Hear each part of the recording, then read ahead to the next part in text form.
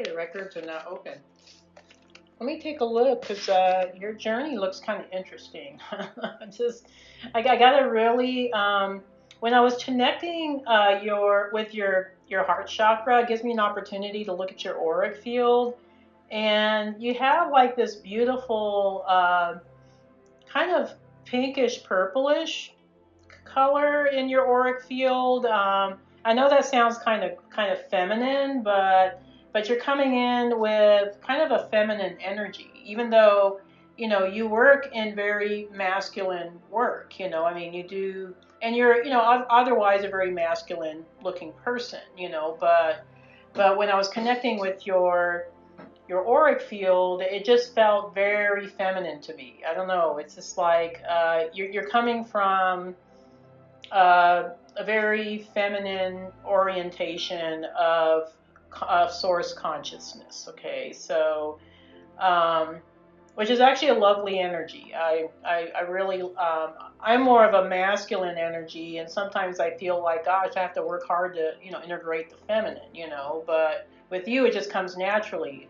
So it's not. I'm not saying you don't have masculine qualities. You do, but it's just well integrated. So when I was checking your auric field, I do see that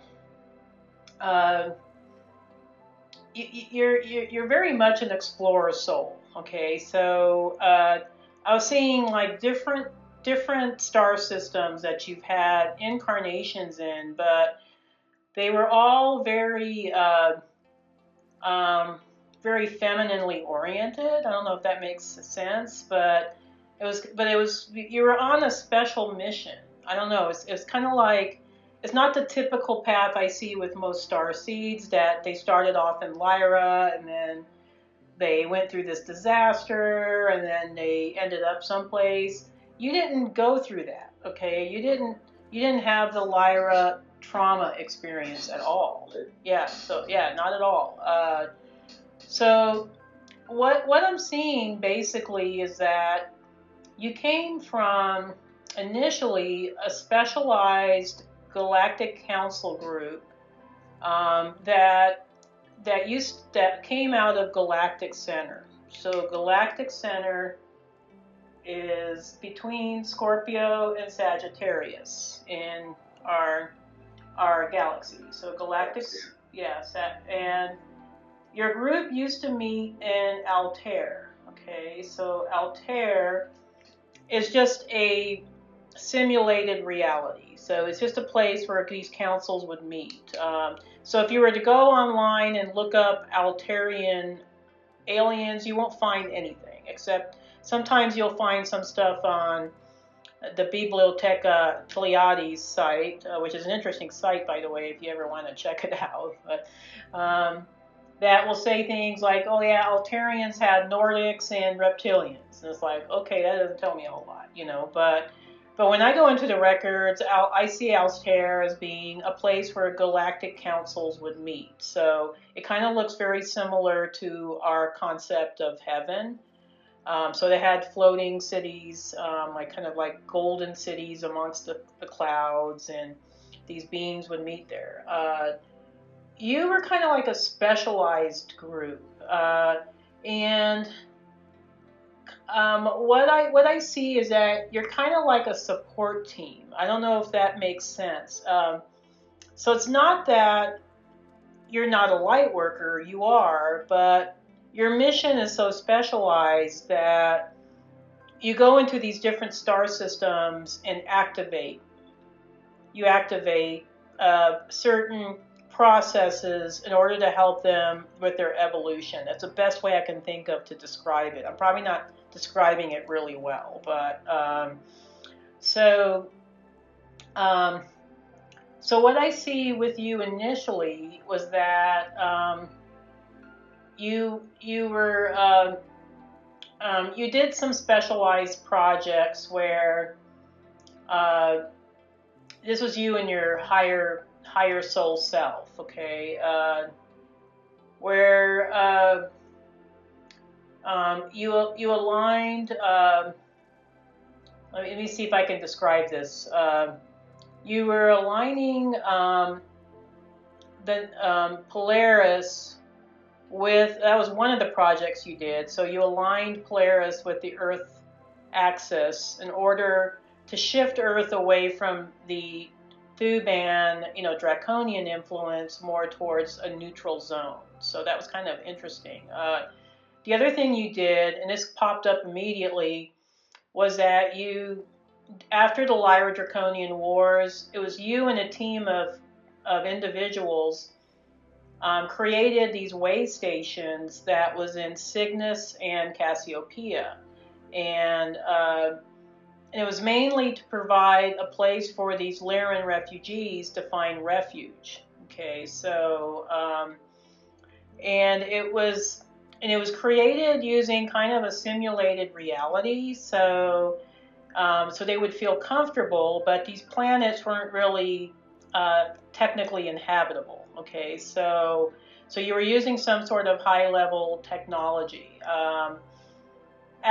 So you were initially, if there was a timeline to this, the Polaris thing kind of happened a few thousand years ago. So that's not your first thing that you did. I think the first thing that you did is that you were meeting in Altair. So you came from this very specialized. You came directly from source. Okay, so there was, it wasn't like, oh yeah, you came from the Pleiades, and you can say, oh yeah, you came from the Pleiades, you came from source, but yet, and you're carrying this really feminine energy, but it's not like you decided to incarnate in Vega. Okay, so you bypassed Vega. So when the Lyran World Wars occurred, that was when you decided to pull yourself into physicality to assist the Lyran refugees. And so I see you're setting up way stations in Pegasus, in Perseus, Cassiopeia. So you're in that area for a while, the galaxy. But then I also see Cygnus and Hercules. So you were traveling a lot. Okay. Eventually, I think after these projects were finished, you settled in Sirius, okay, which kind of sounds ordinary, but it's not.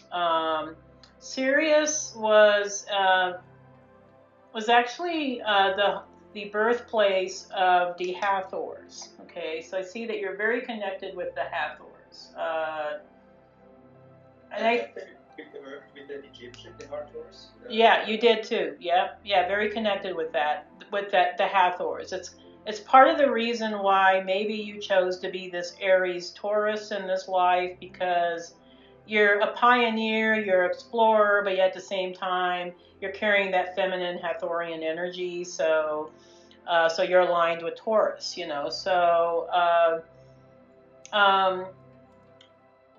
So that's, I think, how you ended up in Venus. Okay. Tom Kenyon is, I consider him to be more of an expert on the Hathors. You might want to check out his website. He talks extensively about the Hathors. I think he wrote some books about them. And they were a divine feminine consciousness that was bringing the divine feminine energies and the divine feminine mysteries to all these different star systems. But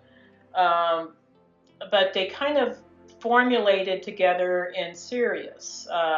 They were part of the Syrian mystery school. I don't know, rituals, or I don't know. It was just something that was going on with the mystery schools. And I think the reason why they went to Venus was because they were trying to establish a very divine feminine,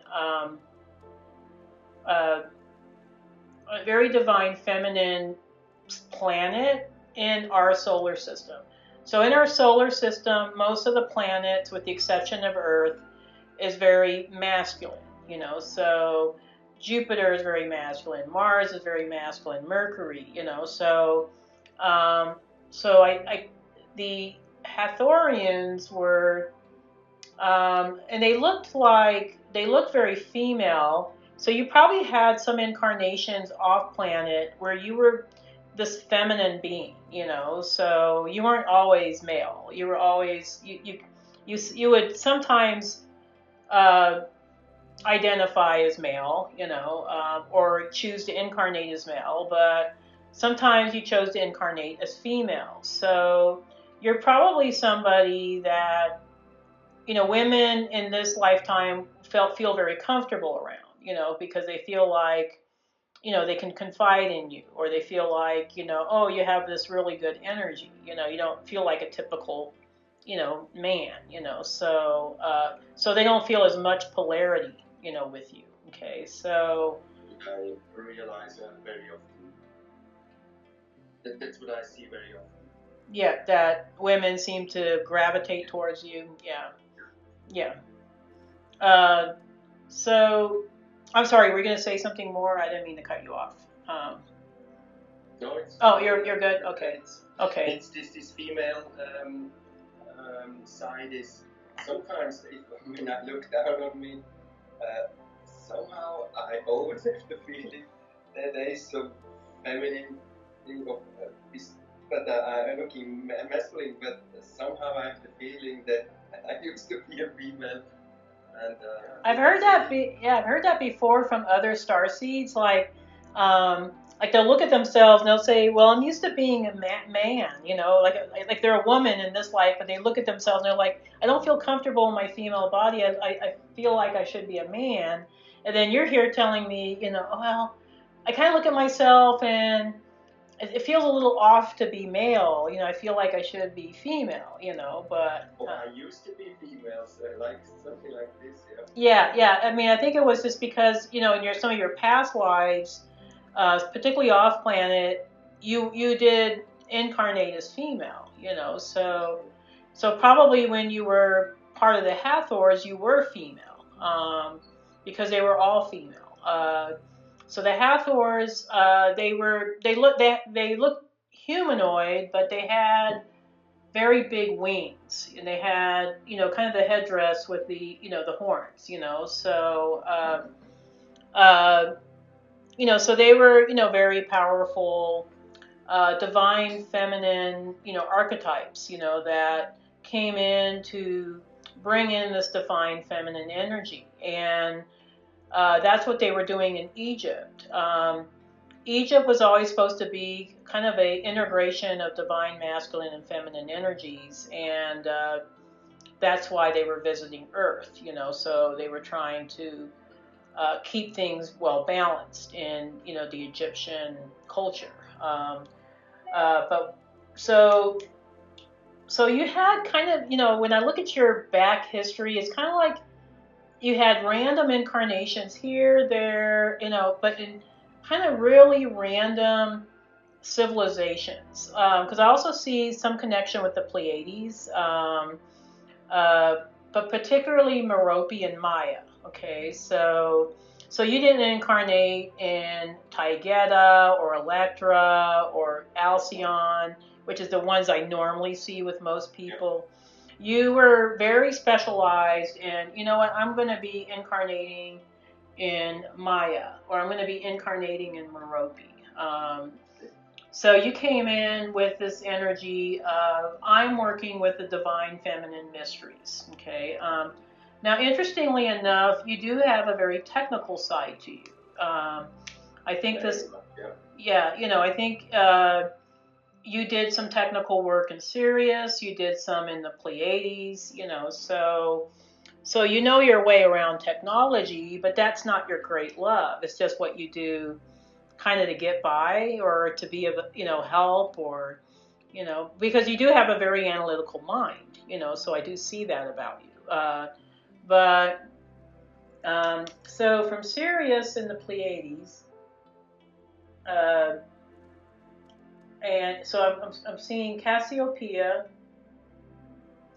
and Cygnus initially, Sirius and the Pleiades, and then eventually you did some work in Venus. Okay, so you had incarnations in Venus.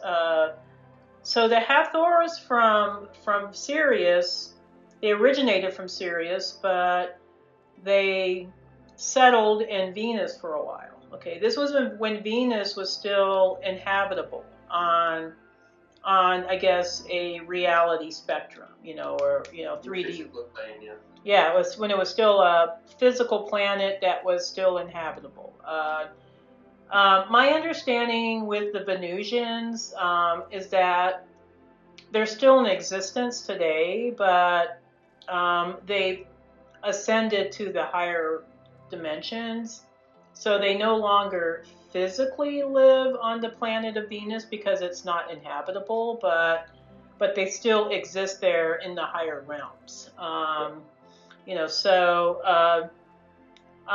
For some reason, I don't know why I see this in the records, but Venus went through a natural disaster where I don't know if the axis shifted and they got closer to the sun or something happened, because I think Venus used to be further from the sun, okay,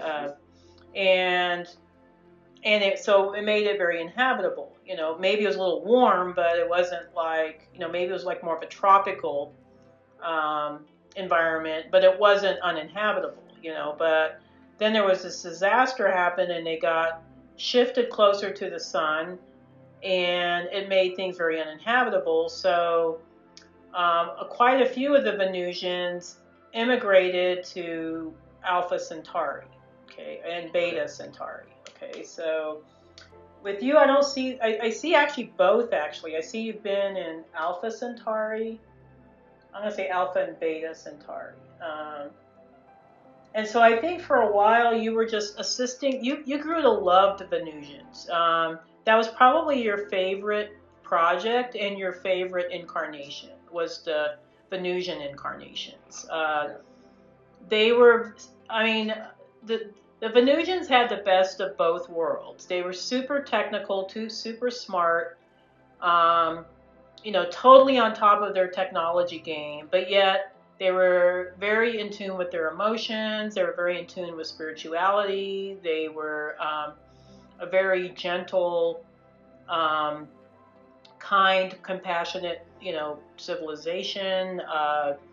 They wanted to be of assistance to planet Earth, so they had a lot going for them. They were kind of like the best of Sirius, the best of the Pleiades, the best of everything. So, so these civilizations came and they influenced Venus, but it was like kind of like they had the best of all of these civilizations until this natural disaster occurred, and then they had to regroup and recolonize. They colonized Alpha and Beta Centauri. I think basically what you were doing is you were assisting them with the colonization of these civilizations, okay?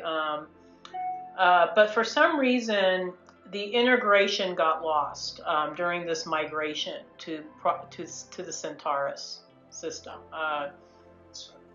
No problem. So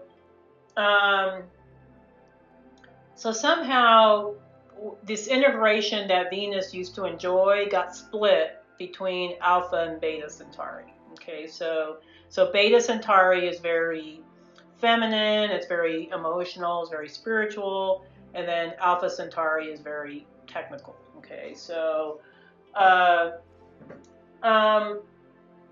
was this mission on Venus and Alpha Centauri the most recent? Yeah, it's the most recent that you had. Okay, Yeah, that's what I heard. She said it was some 3-4 incarnation. Yeah, it was quite recent. right. Yeah, and honestly, with you, I don't see like a bunch of incarnations on Earth for you. I mean, I see that this might even be your first incarnation on Earth. I kind of see that you're here kind of like on a mission, a very specialized mission, but you didn't want to get real caught up in the Earth karma. So you chose not to have like bunches of incarnations on Earth. I do see that you visited Lemuria, that you had some project in Lemuria, one with Atlantis, and You said you didn't see that, or no, I do see it. I do see it. you do see? Okay. Yeah, I do see It's it. very interesting. I just in this initiation with the queer shamans last weekend. Yeah. I was surrounded, by the way, by 5 women, and one of them she has a background. She has a background on Lemuria. Oh, very cool. Now, we just came on into this. I mean, I told her that Yeah. she has a background in Lemuria because she is very into. She never knew where she connected from. Planet. Yeah. And when she visited Hawaii, she knew that's my home, and I said, you most probably have a background in Lemuria. Oh, totally. Yeah, totally. Yeah. I kind of felt the same way when I was when I was in the military. I was stationed in Hawaii for 4 years, and when I arrived in Hawaii for the first time, I just felt like I came home. I mean, it just felt so. And I have no genetic connections to Hawaii whatsoever. You know, my family's from Italy. You know, so so anyway. So yeah, your Venus and Alpha and Beta Centauri lives were the most recent. So I see you getting involved with key civilizations on planet Earth, but I don't see like this constant reincarnation with you on planet Earth. So what I see is that you were connected with Lemuria, you were connected with Atlantis, and with Egypt. Okay. Okay. Yeah. As far as anything after that, I kind of get the sense that after Egypt fell, you felt like you didn't have much of a mission left on Earth because everything became very patriarchal, and you were just waiting for Earth to evolve to a certain point. Which is now this timeline that we're in. Yeah. Okay. Which is exact. I mean, we are in the end of this 26,000 year cycle. Yeah, exactly. The end of the 75,000 year cycle. Yeah. Everything merges, like Greg Braden also said, several timelines merging, and it's a very, very, very. It's probably the most special time of this planet ever. Ever, yeah. That's why so many of us starseeds wanted to be here, because it's the apex life of our entire Earth experience. This is the time to be here. And I'm glad you recognize that. And that's why you're here right now, because your soul knew this and you wanted to be a part of this process. But what so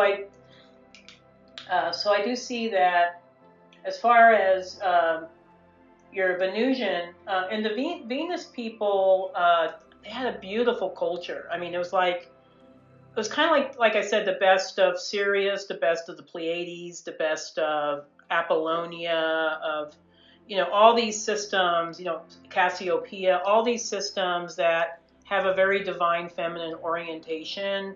That's what they had in Venus. And the Venusian people were very beautiful. They were tall, yeah, attractive. Most of them had more, I would say, blonde or fair-skinned. Yeah, so maybe part of the reason why you decided to incarnate in Switzerland is because of the genetics. Because you connect more maybe with more Nordic genetics, or or a genetic combination of maybe Venusian, Pleiadian, that sort of thing. Okay, so let's see, Alpha and Beta Centauri. So you did some work there. Then you were in Earth. You did Lemuria, Atlantis, Egypt. We'll look at each of those lives. Okay, we'll look at those. And then you took a big break. You're like, I'm not coming back until Earth gets its shit together. Okay, so until Earth starts to gets to this end of this cycle. So you, I think, you you had an interest in Earth because through your work with Venus, Alpha and Beta Centauri, you you had great compassion for the Earth people. You felt like the Earth people had no knowledge. You know, they had no uh, you know, they had no direction. You know, they were basically their genetics were so modified that, you know, they were basically used as slaves. You know, and you felt this great compassion. You wanted Earth people to have the same beautiful civilization that Venus had. You know, and still has to in the higher realms. But so I think part of your mission has always been to kind of balance out the playing field on planet Earth, where planet Earth was always kind of got shifted into this toxic masculinity, this extreme patriarchy. And part of what, and I think the reason why you chose to incarnate as male in this lifetime was because I think as a male coming in to represent feminine consciousness, that makes more of an impact than, say, a woman coming in uh, representing feminine consciousness, because you kind of expect it from a female, right? But when there's a man that's championing the feminine consciousness, that gets people's attention. You know, okay, like, and you're a very masculine guy. You know, you're analytical. You work for, you know, you have this great job. You know, you got things going for you. You know, so and you live in a beautiful country. So, so it kind of makes a statement like, hey, you know what? Men can also be very well integrated with their divine feminine and still be masculine. You know, I mean, doesn't mean it makes you less of a man. If anything, it makes you more of a man, in my opinion. You know. And I guess this is one of the, in this time now, it's one of the big thing we want to change. It's that we're more going to one oneness. Exactly. Yeah. Away from the polarity, more into the. I'm just learning now, reading now the law of one. Oh, totally. Yeah. From the raw entities. Yeah. And we're going into and it's interesting. My 20-year-old daughter, she has her mission is non-binary, and she is going exactly in the same direction. And it's why she came into our family. Yeah, totally. Yeah, no, because she knew that, hey, this is a place where I can, you know, I can be a model for that, or I can, you know, I can express that and be accepted and loved, and, you know, be able to do my mission. You know, so, so yeah, so I do see you have this beautiful journey. You know, it's like when I see like the star systems you've been in, it's amazing. I mean, the Cassiopeian, we didn't touch much on that, but they were beautiful ethereal cat beings. You know, so they had humanoid bodies, but kind of cat heads, cat features, and you incarnated as one of those in order to help establish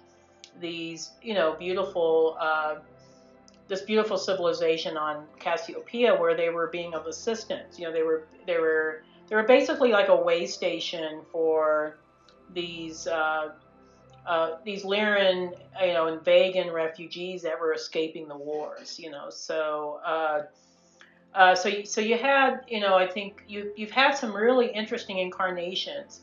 I don't see much of a connection with you and Andromeda for some reason. I kind of feel like that's more your future. Like that's like your future incarnations are going to be in Andromeda. But I think for some reason you really focused in on Cassiopeia, Pegasus, Perseus, because those were smaller civilizations that needed more assistance. It seems, and the same in the Pleiades with Merope and Maya. They were smaller civilizations. They weren't as established as Taygeta and Alcyon, you know. So Era is also a planet like a Taygetian. Yeah, Era, yeah. I feel a little bit that kind of similarity to the Venusians, because they have also in Venus they have families with 1,000 family members. Oh yeah. as if on the children, so the parents are sharing the responsibility for the children, and then they have the same on the Pleiades, and they have the same family structures on Venus. Oh yeah, totally. Yeah. Big, huge families. Yeah. Yeah, in Venus, it was kind of like, or in Pleiades and Venus, I guess, it was kind of like, it was like truly it takes a village, that saying, it takes a village, it really applies to these civilizations because they had large family groups, and they didn't have like all the jealousy and the possessiveness that we see here on Earth with relationships, where it wasn't uncommon for people to have several relationships at once, romantic relationships, and it was okay. Yeah. I know that, and I feel this is where we should go a little bit, that we have to relax a little bit and be more open. Oh, totally. No, I agree with you. Kind of, I think relationships on Earth they were created under patriarchal constructs, where it was all about possession and all about control, I guess, and in these higher realms like the Pleiades and Venus, they didn't have that. People were, it wasn't considered to be cheating if you had more than one partner. I mean, because sometimes you just love people and you want to express that love with them. And it's just how it is. Help each other. One partner, you can have a relationship on this level, and with another, you can help, and or you can give on this other level, and you can receive on another level. Oh, totally. Yeah, totally. So I mean, it's more enriched, and whereas maybe you're not getting all your needs met with this person, but maybe with this other person you can get some of your other needs met, and then everybody's understanding about it, so it's not like, you're cheating on my husband, you're cheating with my husband, or you're cheating with my wife, so yeah, the civilizations were a lot more expansive, and so that's why I say Venus got the best of all these different influences from these different civilizations. And it was a shame what happened to Venus as far as its physical planet, but my understanding from what I see in the records is that Venusian civilization still exists. It just exists in the higher realms, so. In the 5th to 7th. Yeah, exactly. Yeah. So, so I wouldn't be surprised if, when Earth, because I don't know, I keep seeing in the records that Earth is going to have its first, really well publicized, well known extraterrestrial contact, probably by the end of this decade, if not sooner. Okay. It'll likely be either Venusians or Alpha Centaurians. That's my guess, is that our first contact probably won't be with Pleiadians so much, even though that's what people are predicting. I think it's going to be Venusians and Alpha Centaurians. And the Venusians were already getting involved with Earth during the 1950s, so during the 1950s, they were already trying to help Earth through the Earth governments, but the Earth governments wanted weaponized technology, and the Venusians weren't willing to participate in that. They were like, we're not going to give you technology so you guys can destroy each other. What's the point of that, So then, the various Earth governments made treaties with, I think at least the United States government made treaties with the gray aliens. Okay, so yeah, so I do think the Russians are working with Pleiadians. I get the sense that Putin, even though I don't know what the deal is with the Ukraine, I don't know what that's about. I think there's an undercover story to that, but I did see in the records that Putin is originally a Pleiadian starseed and, connected with the Pleiadians from time to time, but I don't know the full story of that. So I don't know, if it's good Pleiadians, bad Pleiadians, because there's negative Pleiadians too. But looking at some of your Earth lives, there's few that you had, okay, because it's like you almost seem like very new to Earth because it's been thousands of years since you've been on Earth. So it's been since Egypt, okay? So that was a while ago. So I do see Lemuria, and I think basically what you were doing in Lemuria was I think you were there as a teacher. So you were teaching the Lemurians this kind of light activation process of so when they go through a light activation, uh, you know, they're able um, to transcend different dimensions. So I think this Peruvian thing that you're doing right now, this Peruvian shamanistic training that you know, this initiation that the weekend before, yeah. Yeah, I think it's connecting you with this Lemurian lifetime. That it's very similar work to what you did in Lemuria. Okay, and actually Peru and some South American countries were also influenced by Lemuria. It wasn't just the Pacific Rim and Southeast Asia. It was also more the western side of South America. So that would be Ecuador, Peru, yeah, you know, Yeah, so okay, that's true. yeah, Because Lemuria just came very close to this. Yeah, exactly, yeah. So, so you know, obviously, you know, they did have a big influence on Hawaii and the Pacific Islands, but they also had I think New Zealand was probably very Lemurian as well. So New Zealand had a lot of influences from Lemuria, Southeast Asia, and also the western part of South America. You know, so Atlantis, that was really interesting. That was the one life that you had here on Earth where I don't know why I'm seeing you as a priest of Poseidon, okay, which is interesting, okay. But you were working a lot with high-level technologies, okay.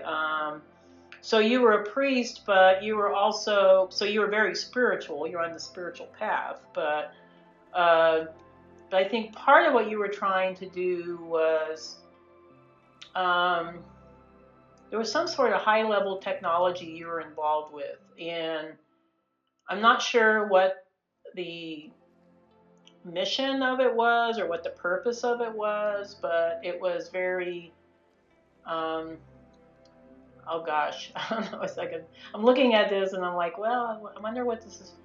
It kind of looked like a laser or kind of a frequency of some sort, like you were trying to, I think, use this device to raise the frequency of Atlantis on kind of a physical level, but it wasn't a success. So you kind of felt like, well, and it kind of looked like some sort of a laser gun. I don't know. It sounds kind of weird, but it wasn't like used as a weapon. It was used to raise frequency. It was like you were directing it to different parts of Atlantis and sending off these high frequency beams trying to shift the frequency from this lower vibrational state that Atlantis found itself in. I think you were trying to save Atlantis on a certain level, but Atlantis was too far gone. I think they had become very corrupted at this point. So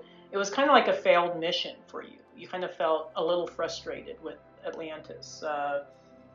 Egypt was much more successful. So in Egypt, you actually incarnated as female. So so you came in as a priestess of Hathor, and you were trying to establish this divine feminine integration in Venus, and it was a very good life for you. I mean, through all three of your previous lives on Earth, you always maintained a very high spiritual path. So So I don't see like a lot of karmic baggage with you at all, because um, I do see some sadness around feeling like Earth hasn't progressed, or that maybe you failed the mission, on certain levels, but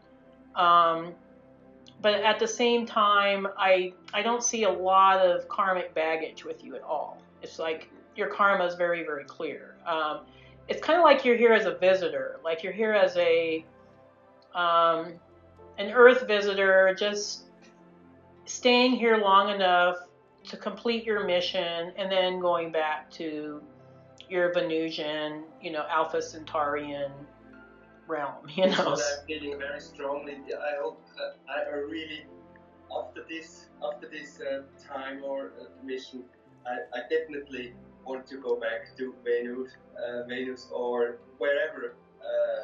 Yeah, I kind of feel like this. You're just here to do this mission. Yes. You're going to do it to the best of your ability, and then you're going to be like, okay, I'm done. I'm going back to Venus. I'm going back to. I think you loved Venus. That was like your favorite out of all the places. Although you went to some fabulous star systems. I mean, you were in, Merope and Maya. They were beautiful civilizations. But I think Venus was your favorite because it kind of combined the best of all of these civilizations. So Okay. yeah. So I think that's why That's what I'm feeling very strongly, or it's just like a decision. That's what I'm. Unless my board where we review everything, Yeah. decide for something else. But other than that, I would love to go back. Yeah, no, and I do strongly see high probabilities that you are going to go back, to these, at least to the higher dimensional realms of these civilizations. I do think you have a connection with Alpha and Beta Centauri, they're kind of like your cousins, or your I don't know, like their extended family, maybe. Like I think Venus has your heart, but Alpha and Beta Centauri is kind of like, they're kind of like where I go to visit my grandparents or my cousins, or so kind of has that family feel. Yeah. But it's not your true home. It's just where you spent some time in. I am trying to see anything else that your guides want you to know, or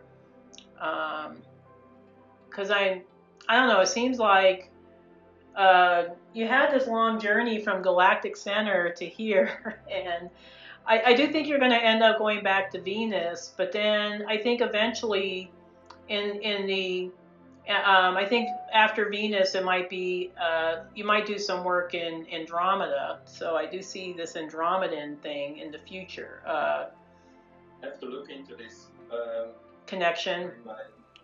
Yeah, this connection with Andromeda. Yeah, I don't see Andromeda in your past, but I do see it in your future. And then from there, I think you might, I don't know, you might return to Galactic Center at some point, but that's far, far, far away in the future. We're talking about, probably millions of years from now. So I think you'll be on Venus for a while. So what's really great about your family is that you guys have really come in with very, very well balanced, very loving, supportive, environment. You created this in your family, and so your kids are going to do well because they're not going through all these layers of Earth trauma, Earth karma, Earth dysfunctional, old patterns, so you were able to come in and establish this more higher dimensional extraterrestrial kind of family energy, within the family, that. So it's almost like you guys came in also to model what the new Earth family is going to be like, where it's going to be this kind of prototype of, this really well balanced, very loving, supportive environment. Kids being accepted for who they are, that sort of thing. So I didn't really get much into your mission, so I want to take a look at that with the last few minutes we have left. Your mission here on Earth. I do think you're here to integrate or to be a kind of a prototype of the really well integrated divine masculine energy, or archetype, so this is the divine masculine that's very well integrated with the divine feminine and is very comfortable expressing their emotions, very comfortable with, being open about spirituality. I don't know why men think that, oh, if you're spiritual, that's woo-woo and weird and you can't do that, and that it's okay to be a masculine man, but also be compassionate, be understanding, be kind and supportive of others. That doesn't make you less of a man.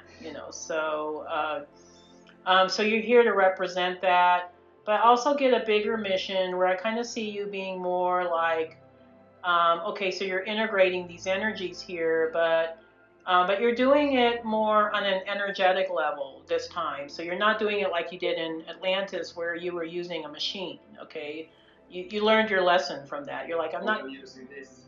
Yeah, you're using crystals. Yeah, so a lot of crystals around me. Yeah. So you're doing it like, you're doing it the right way. So you're not using the machines anymore. You're going back to the Lemurian way of using crystals. So yeah. So you're integrating these higher energies, but I also see you in the near future becoming kind of like an emissary between the Venusian groups and planet Earth. So you're kind of like the ground troops, like, okay, I'm kind of like the ambassador, the Earth ambassador, okay? So I wouldn't be surprised if you start having communications with your Venusian family, and they might be telling you, hey, it's time to let the Earth, the Earth people, wake up. Let's get them waking up. Let's get some projects going. So I kind of see you as kind of a go-between the Earth realm and this Venusian realm. So because my next step, I know that in the next 1 or 2 years I will stop this working. Yeah. I will go to another path, full time into this mission. You're gonna totally transition. You'll totally transition into this new spiritual path. That it's maybe why I received this initiation from the shamans last Saturday or Sunday. I think it all kind of makes sense, and what you say. Yeah, the timing is perfect. I think it's like you're coming in as a very evolved soul. I mean, even if you don't remember all the details of things, it's like your guidance has been so clear as far as putting things in your path to help you transition to your next mission. So you're being set up for that right now, but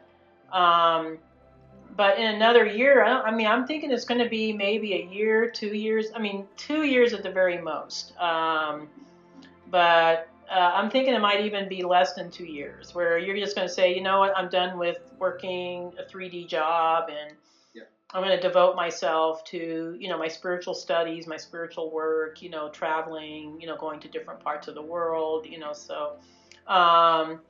So I do see that, and I do think your wife. Your wife, you're not still married to her, but I do think on some level she'll be supportive of you, even though you guys aren't still married. But she'll be, I think, cheering you along the way. So yeah. She's very happy to still come with me and join me, because she can. I feel that she is so. She's so happy when she sees me, and she likes to just go with me and to learn. Yeah, no, I kind of, I don't know why, but I see her kind of accompanying you on some of these trips. So Definitely. Even though you guys are divorced, but I think she's also, I think you two have this contract that she was supposed to help you get integrated to planet Earth you're going to help her get reconnected to her divinity. Okay, yeah. So we're getting close to the end of our time. Any last questions? Anything that I have not answered yet, or? Maybe this was really more than I expected, and for me it's just a kind of a 360 degree picture you gave me, and especially the last part also, which is very due. The next step you also mentioned this, and so for me it's just like a very great. It was thank you. I appreciate that. Oh, you're so adorable. I just want if I was there in Switzerland, I'd give you a big hug right now because you're so adorable. Yeah, but too. yeah, A big hug. Big hug and a kiss on the cheek. Yeah, but yeah, no, one of these days I'll have to get back to Europe. I was just telling my husband last night, because we're talking about Italy, and I said, we need to go back to Europe. It's been many years. I think it's been since 2010 was the last time we were in Europe. So so hopefully we'll come back, and if I do, I'll see if I can find you in Switzerland, in Zurich. Who knows? That would be a great honor. Oh, thank you. Yeah, no, I'll have to look you up. Yeah, no, I would love that. Because I actually, Switzerland's one of my favorite countries. I love Switzerland. It's small, but it's lovely. So, well, anyway, many blessings to you. I'm going to do a closing prayer, and then we'll wrap things up. I would like to thank the Masters.